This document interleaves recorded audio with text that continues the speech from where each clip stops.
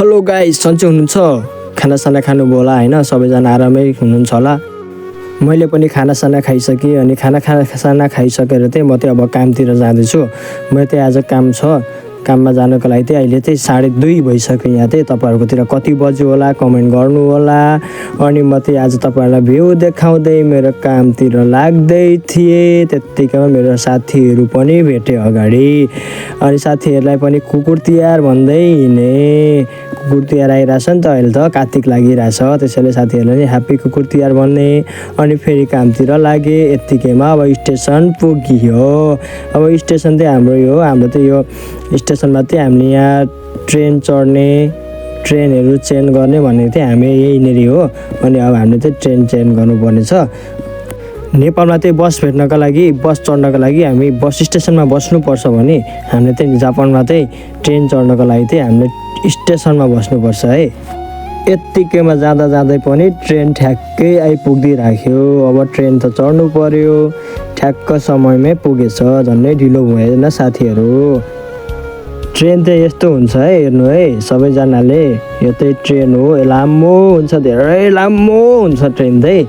अनि यो चाहिँ आएर रोक्छ, अनि रोकेपछि चाहिँ हामी ट्रेन चढ्नुपर्छ। अब म चाहिँ ट्रेनतिर चढ्न लागेँ। ट्रेन रोक्यो। अब म चाहिँ ट्रेन चढ्न लाग्दैछु है साथीहरू।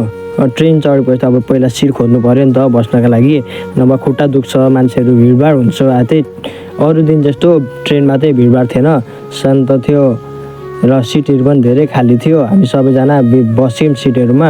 अनि त्यत्तिकैमा हामीले चाहिँ अब के गर्नुपर्छ भन्दा बाहिरको भ्यू नजारा हेर्दै जानुपर्छ नि त।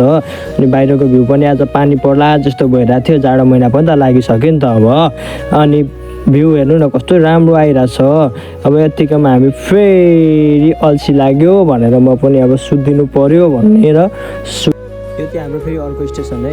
यो स्टेसनमा चाहिँ हामीले फेरि ट्रेन चेन्ज, हामीले यो अर्को ट्रेन भेट्नलाई चाहिँ हामीले 2 सेकेन्डमा चाहिँ भन्न त मिलेन, 3 मिनटसम्म चाहिँ भेटिसक्नु पर्थ्यो। अनि हामी चाहिँ छिटो कुदेर अर्को ट्रेन भेट्नको लागि चाहिँ हतार हिँड्न थाल्यौँ है साथीहरू। यत्तिकैमा फेरि अर्को ठाउँमा पनि हामीले ट्रेन चेन्ज गर्ने ठाउँमा पनि ट्रेन छिटो आइदिरहेको थियो। अब हामी त फेरि टाइममै पुगिसक्यौँ भनेर बस्यौँ। एकछिन हामी नकुदेको भए साथीहरू हामीले चाहिँ ट्रेन भेट्न गाह्रो हुन्थ्यो।